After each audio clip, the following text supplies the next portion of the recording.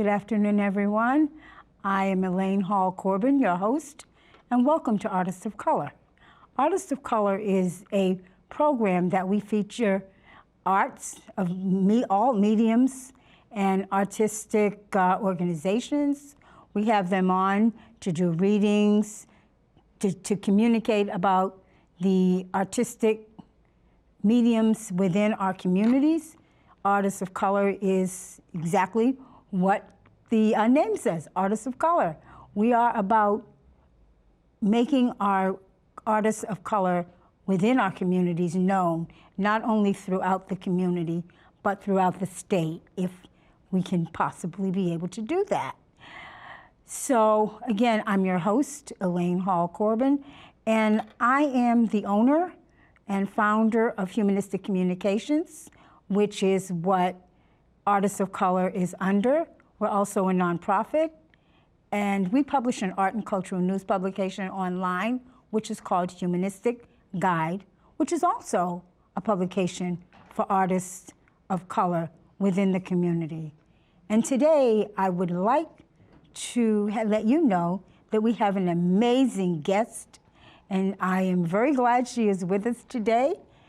And she is the co-founder of Castles of Our Skins, which is a, I want to say, artistic, classical musical organization. And they have been around for about a decade now. And again, I would like to introduce my guest, also a good friend, Ashleigh Gordon, co-founder of Castles of Our Skins. Hi, Ashleigh, and I'm glad you made it. I'm glad I made it too. It's good to see you. Likewise. Happy holidays. Happy holidays to you too. How was your holiday? Restful. This is the first time I'm in real clothes. It's just been PJs and fuzzy slippers. Oh, I love that. I love that. So very much, yes, restful. That is cool. Yes, that's how communication and conversations go on Artists of Color. I am always close to my guests, and I always like to know what they're doing, what they're about, where they are, how life is with them, and so that's how I opened up our segment today. I would like for you to give our television guest and folks out there in TV land, as I'm going to call it today, is a little bit of a history on Castles of Our Skins. I know a lot of people might know, but I'm sure there are a lot of people that don't know. Sure. So give us a little bit of history. Yeah, sure. So we are about 10 years young, as you said. Our official birth date was, I believe, in October of this year. We're currently in our 11th season. I don't know mathematically how that works to be 10, but you're in your 11th season in any case. We're currently in our 11th season. And I co-founded it, as you introduced me for my title as a co-founder, with pianist and composer Anthony R. Green, who has also been on the show way back when. Yes, he has. And we met as music students, really interested and very much in love with classical music and contemporary music and playing with friends and things like this at New England Conservatory. And despite mutual degrees and decades at that point wrapped in this world of classical music, which we love to express ourselves, we hadn't seen and come across in our studies, and certainly on concert stage, other performers, other composers who are Black. Exactly. And a quick Google search these days certainly opens up a world of many names and legends, past as well as present today. And we quickly realized that there's over 500 years worth of contributions to this field that we, again, really loved to wrap ourselves in, and wanted to bring that to Boston, which is a city that very much prizes itself for its history and also touts itself as being one with arts and culture, and we found that it was quite selective. Pockets certainly historically here in Boston, but if we could give an active presence for the music of Black composers and the stories, of course, that Black people have been telling, why not do it? Oh, that is absolutely profound. I realized when I first met Castles of Red Skins, I had no idea about the history of Black composers and classical music. But when I've met you and Castles of Red Skins at Northeastern Crossing, you were there, you did their, yes, you did their, it was a while ago. Yeah, you did their holiday special there that they had. And that's when I met you, because I remember asking, who was it? It might have been Marissa. Marissa. Or Derek. Yeah, Marissa and Derek. But Marissa I was talking to, and I asked her, I said, who is this group? She said, you mean you haven't heard of them yet? I said, no, so tell me who they are. She said, you see that lady over there? I said, yeah. She said, go introduce yourself to her and talk to her. And that was you. That was me. So I got to talking to you, and I was so like, there is actually Black composers. Like, you know, bits and pieces, but you never know that there was such a large genre and such a large, not even a pocket, a large, I guess I could say a large pocket of Black and brown composers and classical music, you know, and it's like, wow, I never knew. So as I go along with you and as I go to many of your events, I get to learn more and I get to find out the new ones, the old ones that are just being brought to the surface, and also the young new ones that are coming up, that are the future. And I really love. Yes, and what I really love is the idea of who is a composer. Yes. Right? It doesn't have to be classical music, 5 lines, 4 spaces, thinking of, you know, beginner piano type of a deal, but someone who creates something. So at that holiday concert we had This Christmas by Donny Hathaway, right? Or Holloway.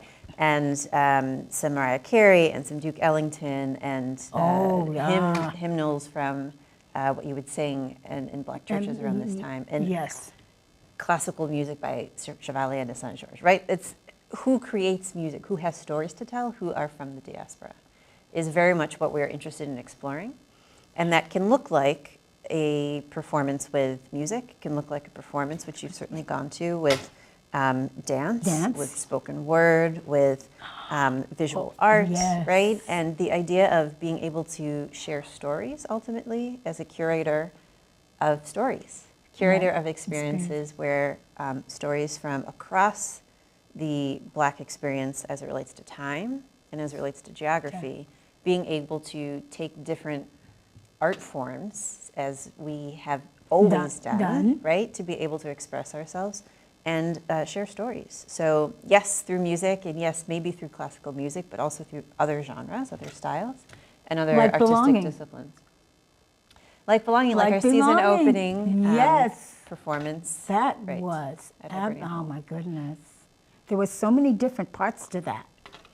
There very much intentionally were different parts to that, and intentionally because it was very beautifully curated by our Shirley Graham Du Bois Creative in Residence dancer, Jenny Oliver, who wanted to explore not a passive conversation on the idea of belonging, but to allow for the artists as well as all of the audience members to feel and write and engage and question what it means to belong to a place, a person, to themselves, and have it be a real transformative experience. So it's not come and absorb and just sort of digest what's being presented to you, but really engage. And again, to do that, we had music, we had dance, we had poetry, we had sculpture, there was food, there was writing activities and all sorts. So again, many different areas to dip your toe in. Absolutely, absolutely. I want to go back a little bit. The Collegiate Festival. Yes. That was done, what, April, May? I can't remember, but I was there for that. You have come to so many performances, it's great. That was, I couldn't believe how you put that together. So for those tuning in, the Collegiate Festival that you referenced is actually this season it will be our third time doing it, so it's coming up in February. But we've done this for 2 other iterations, and it's an intercollegiate Black Student Union festival or fellowship that we really have created, as the name suggests, intercollegiate. So engaging with my alma mater, New England Conservatory music students across the pond, the large Charles River that sometimes it's like you just don't cross it, it seems, between Cambridge and Boston. So the Laundry School of Music, and then Boston Conservatory, Berkeley College of Music. So being able to engage with music students who identify as being part of the African diaspora, who may or may know each other within their school, who may or may know each other outside of the schools, but being able to have an opportunity as an affinity space, a learning space, professional development, concerts, showcasing and curating a program together, which you had are referencing and is upcoming February 4th at the Boston Center for the Arts with this group of students. But the idea of being able to talk about embodiment, to be able to talk about Afrofuturism and what that means for them, to be able to talk about Black identity, et cetera, and engage in that kind of conversation together. And I thank you for that bit of history and understanding. I wanted to know, I had never, I never thought of Black Afrofuturism. And so when that term came about, when you guys did that performance, it was like, what? I couldn't understand at first. But then I got to listen, and I got to, I loved the background, where there were students that were talking and questions were being asked to them, and they were giving their idea of what Black futurism would look like to them. And as they, became more adults, what they would like to see, more composers and more artists, that look like them, and being able to be part of that and be able to work towards that. And I want to know, why did you use the term Black futurism? Sure. So Afrofuturism is not a term that we have coined. And we had excerpts of Parable of the Sower by Octavia Butler.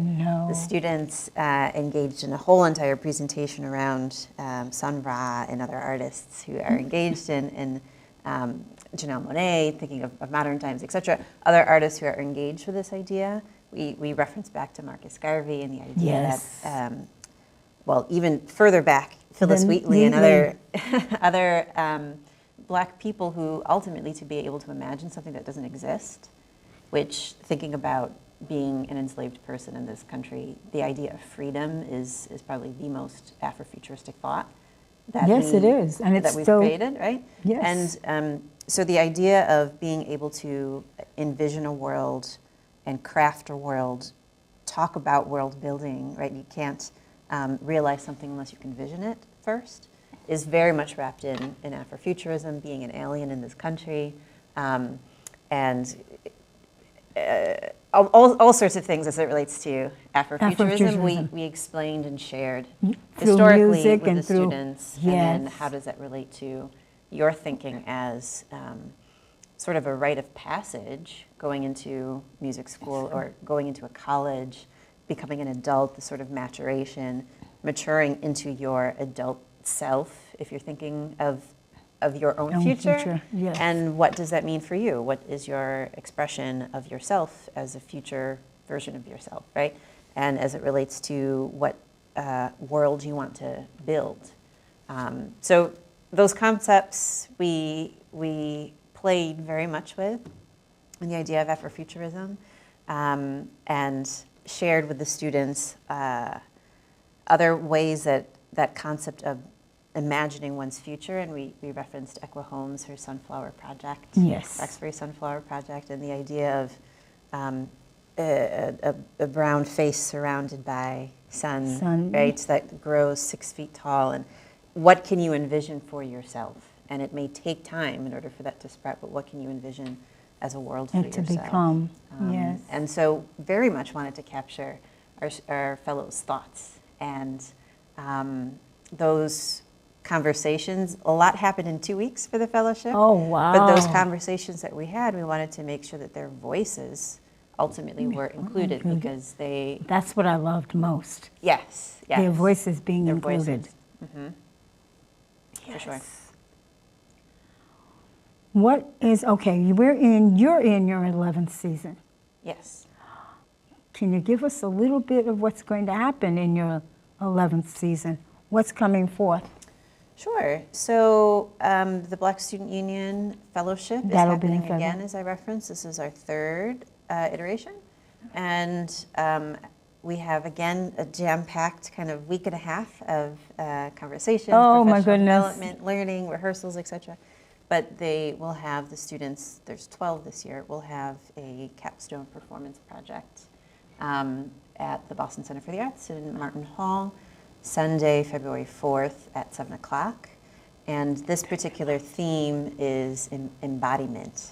And our dancer in residence this year will work with them around the idea of certainly within your body, how do you express your values?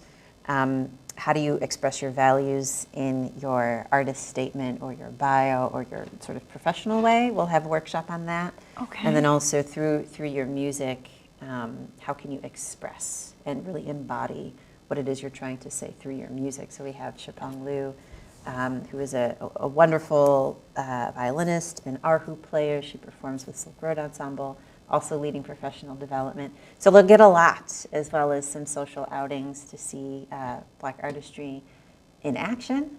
Oh. And then this capstone concert, February 4th.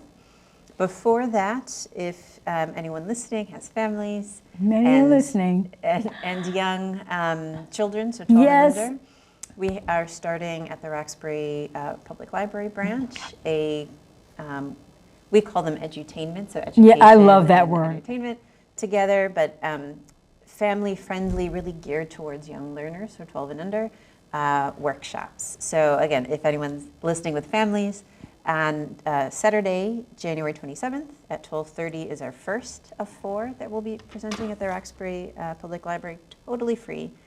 And that particular our workshop is geared towards 3 legendary Black women who very much raised their voices as singers in the fight for liberation. So Mahalia Jackson, Marian Anderson, Leontine Price. So through music, through performance, through storytelling, being able to engage with these legendary Black Madonnas, we're saying. So that's, again, Saturday, January 27th, Roxbury Public Library, 12:30. My goodness, what else do we have? We are just wrapping up with our 4th Black Composer Miniature Challenge project, where we invite composers from literally all over the world who identify as being part of the African diaspora to create little tiny sort of sound bites, just perfect for Instagram. I love your sound bites. They are amazing. Yes, so to create little tiny 30-second-ish, miniatures for, in this case, soprano, saxophone, or tenor saxophone, and for those works to be inspired by indigenous themes, folkloric themes, or histories, again, curated for their creative in residence. And we'll be showcasing those in a digital festival later this year in June for Black Music Month. Before that, my goodness, there's so much to think about. Tell me about Roots. Tell me about Roots. We have a program in April. Yes. Which is at the Gardner Museum. We have a program every year there. And that program is April 21st, I believe, Sunday, 1:30. And that one is also a theme of our season, which is also Roots, our whole entire 11th season. Oh, and the idea I didn't realize that. Really anchoring oneself, well, for us, anchoring oneself in our 11th season, in our identity, as we move forward, and really having a sense of empowerment for that, so the sort of strength that Roots provide. And then also the idea that from Roots you can continue to grow and flower. There you go. So for us, this sort of steadfast way of moving forward. But Roots will involve a great friend, Kyle Walker, who's a pianist. Have known him for many years. He lives in New York. Bringing him in as a collaborative artist for this program. Very much like, yeah. Yeah, so being able to showcase him, being able to showcase, as we do, works by Black composers, chamber works by Black composers, and engage ultimately with friends. The Gardner is such an intimate space. Yes, it is. So for us as musicians to engage intimately with each other, and then to engage with the audience that's as close to where you are to me. Yes. And be able to explore ultimately so many different perspectives as it relates to Blackness through music. Yeah, and we have other opportunities this year doing something similar here in the States and then also abroad. Abroad, yeah, because I know you guys go abroad. Yeah. I have a question. When we're talking about Roots, I would like to know, do you find when your theme is of what I want to say, that type of strength, because it's roots, and do you find that your audience feels what you're saying, or have you noticed that your audience feels what the musicians and the dancers and the poets are bringing forth to them? Have you found that to be? That's a great question. I have, and in thinking of my role as being a curator of spaces,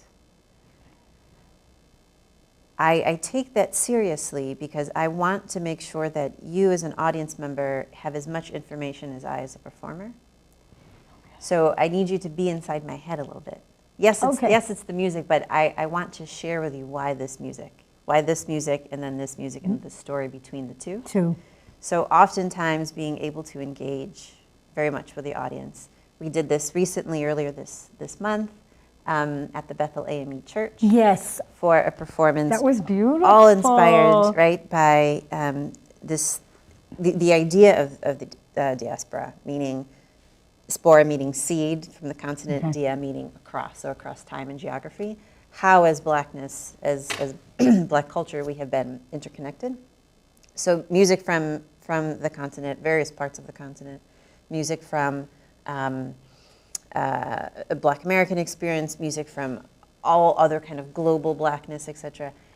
If just presented musically, I think some of that would have gone over my audience's head. But to be able to engage, to be able to speak as a human, to be able to share the reasoning why, and if not the story behind the piece, the story about why the piece was chosen, about the connection to the composer with this theme, etc.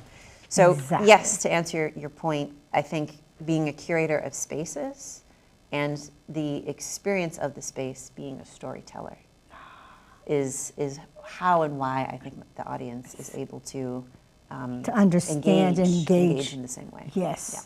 We are going to take a break. No, I think we're going to show a short clip. Okay. Oh, actually, we are going to take a break, and we will be back with a short clip. So, stay tuned to Artists of Color, and we'll be back with you shortly.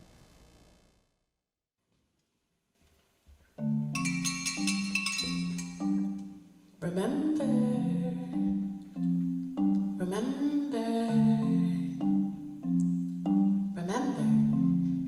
what is your name? What is your name? Deshaun, what is your name?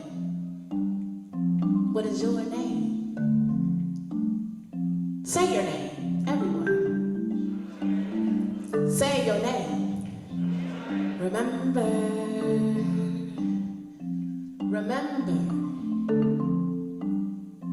May we begin and end our prayers in our name. May we remember our kingdom, the blood that paved our paths, the paths that we chose to carve instead of follow the paved one. May we be saved. May we remember the fruits that bloomed in the garden, to the collective hands that tended to our soul, while our roots were weakened and pulled comforted and wrapped around us. The waters that quenched our thirst, the hands that plowed and held us as we were seeds.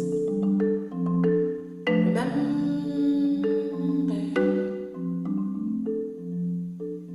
may we remember the spirit of longing, those who dreamt us here, those who imagined us here.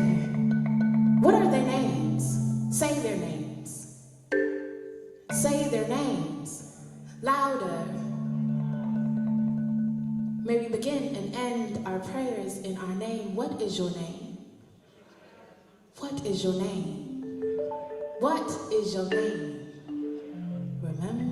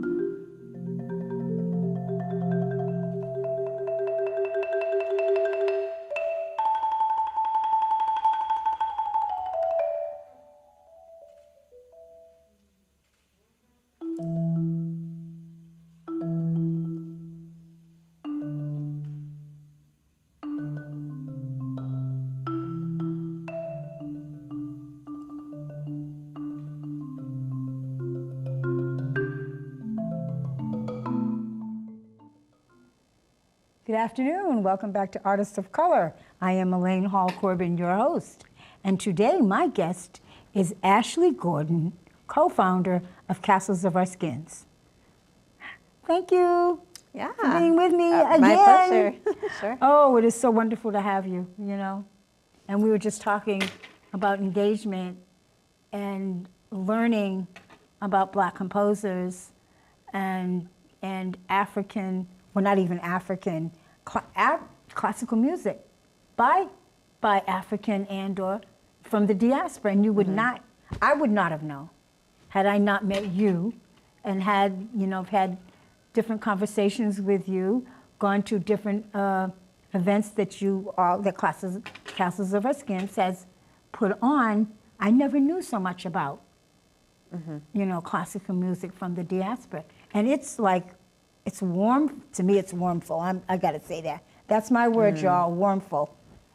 So I feel like it's something new, and we as Black and brown people should know that there are Black and brown composers, and that there are Black and brown artistic, musical, cultural folks that have, you know, done this work, and they've probably done this work before others have done it, and they've probably taken from us, which is what I feel. But for you to teach and bring that forth to our communities and the world is like, it's mind-boggling to me sometimes. And it really is. I appreciate that. I need to know how do you teach? Like you just mentioned before we went off that you're doing this family program at the Roxbury Library. And it's a family, you know, it's a family type. You said children 12 and under. How is that going to work that day? Or is it more than just one day? Sure. So a few things to respond to if I can, and then I'll get to that question around the idea, what is inspiring for me in doing this 365, 7 days a week for the past 10 years, right? Is, again, planting a seed of possibility. So we are all storytellers. And as Octavia Butler, great, right? One of my favorite authors. Me too. Right? And needing to be able to write her narrative into existence. No one else is going to do that for you. So as Black and brown people, no one else is going to tell our stories apart from us, right? Yes. And the idea of being able to use such an evocative world of sound or an evocative world of dance or visual art, etc., is a possibility. You can do it, right? We have done it. So to be able to share that possibility is so gratifying for me. Every time we have a performance, every time we have some kind of artistic contribution, whether it's music or dance or visual art, etc., to be able to share that. Just as we had heard this little clip, if I can share a little bit about this with Steph Davis. That was part of Belonging. Part of Belonging, Steph Davis playing marimba, which dates back to an African instrument, also made out of wood with resonators that have a beautiful quality called a gili. In any case, Steph Davis with poet, spoken word artist, Jija, being able to take a piece of music which was written by a Belize English composer, Erlen Wallen, and have this sort of hypnotic groove that allows for total, all of that is by African diasporic creative thought, right? See. And whether it's classical music or whether it's blues or whether it's this or whether it's that, doesn't necessarily matter. It's a form of expressivity, right, as storytellers. So all storytellers, the composer, the marimbist, the spoken word artist, the curator, the space, were able to tell a story. So again, it's very empowering for me to be able to share that, especially with kids, that you can tell your story. Yes. You can use whatever is in your sandbox. And this thing, this viola, which is what I play, or this marimba, or this voice, or this piano, that's in your toolbox. And it has been for over 500 years. Anyway, so that's where that comes from. And then at the Roxbury Public Library, working with kids, families, youth, for this 4-part series, it will be an opportunity to learn. It'll be an opportunity to engage, so being able to try, doing things with questions, doing things with performing, doing things that with other kinds of mediums, so let's create together, etc. January 27th is again around these 3 legendary Black women singers who had beautiful performing careers and then also very much engaged with the idea of liberation and civil rights. That's right, civil rights. There's the marimbist Steph Davis, who we just saw, was also doing a performance much later in June in the season, also at the Roxbury Public Library. Portraits of spirituals, so engaging with the idea of spirituals, again, this reclamation and reimagination. Very Afrofuturistic thought to think of freedom, especially if in this country you were born without it, right? What does that even look like and feel like is a very, very empowering and emboldened thing to think about. And then to fight for it is just even more impressive for me. In any case, in June, Portraits of Spirituals, where Steph will lead, again, young audiences around the ideas of spirituals and the themes of spirituals and different kinds of spirituals, as they also create quilts. Really? Yes. So the idea of patchwork, the idea of coding messages and being able to sort of share and have something to take home with them.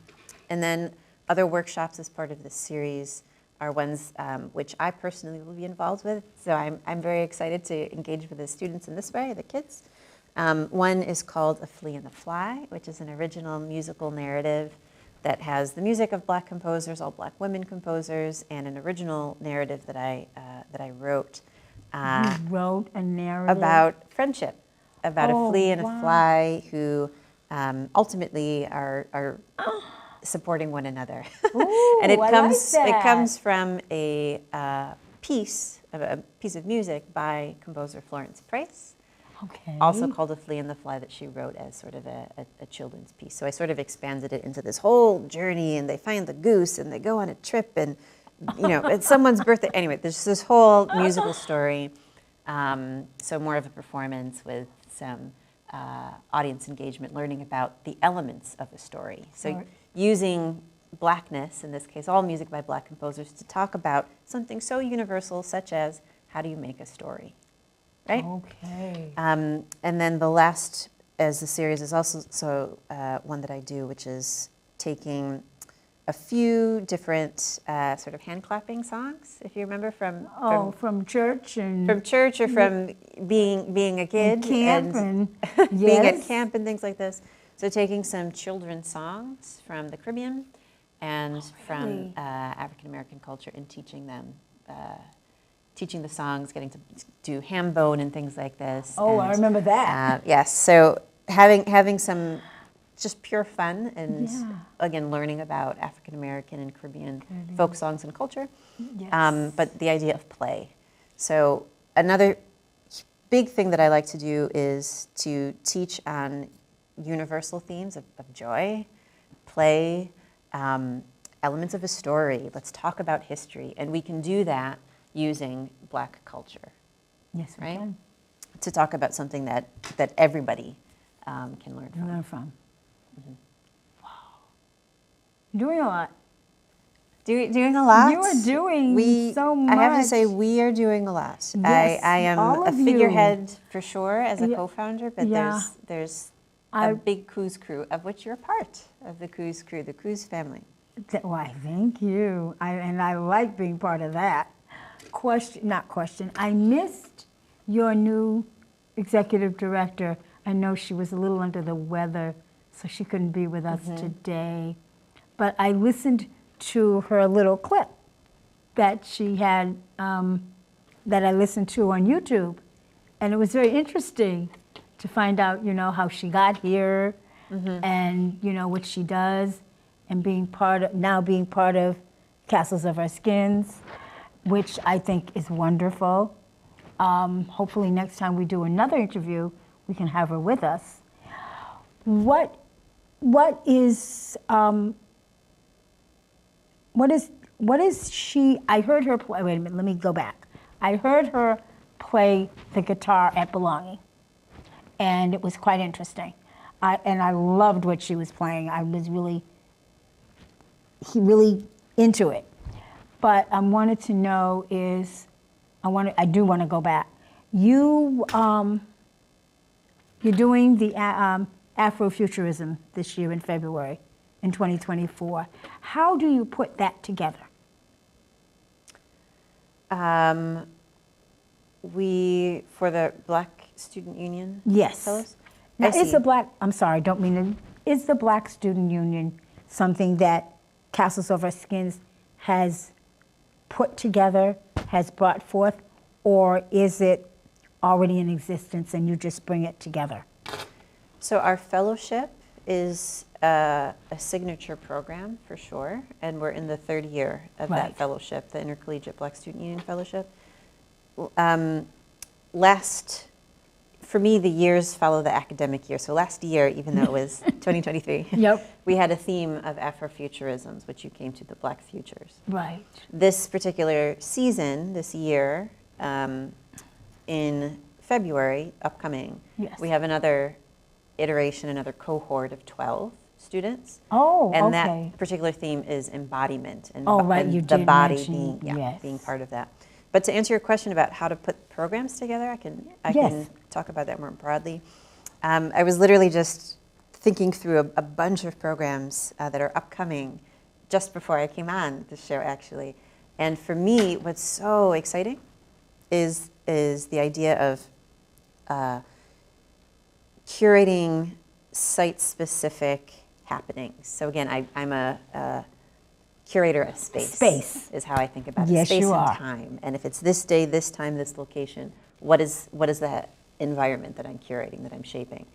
So some of the upcoming programs, and just for you and your audience members, because these aren't even public yet, we'll be collaborating with the League of Women for Community Service again. Again, we did a whole giant fundraiser inspired by Harlem Renaissance. Was that good? For the League.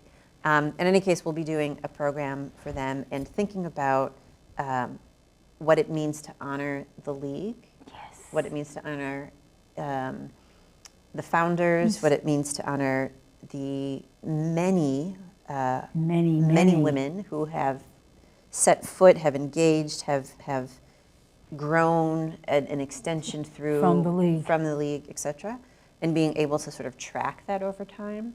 So putting together all sorts of ideas about, well, this piece of music could help illustrate, and I could pair this music with this particular person, and then this poem with this particular, and trying to figure out, again, what story.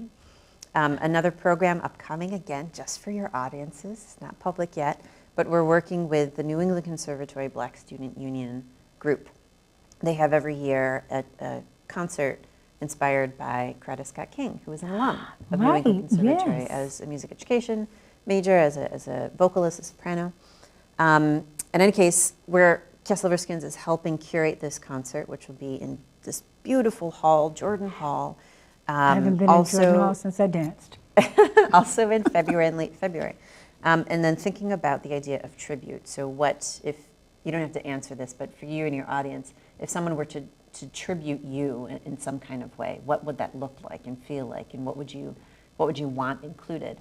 So thinking about the idea of a tribute inspired by a particular person, currently reading her second autobiography to learn a little bit more, understand and go through some programs that she sang when she was a student at New England Conservatory, doing research basically, because it's inspired by finding in her own words inspirations that can then be threaded with music. Right? And seeing her words, hearing her voices. That's how you do it. The space and time, the hour, 90 minutes you're there, it's clearly focused on, in this case, a tribute. And then another, again, just before I came on the show, thinking through programming, in the summer, you have to go to Vermont. So if you're up for a 4-hour drive, you can come to Vermont. Okay. Doing a program on the Clemens family farm. Do you know this farm? No. The Clemens family farm just this year acquired ownership of this farm, which is many, many acres. One of a very, very small number of Black-owned farms in Vermont. Mr. Rogers' neighborhood, the post office. Yes, Mr. Clemens. What? Is related to this farm.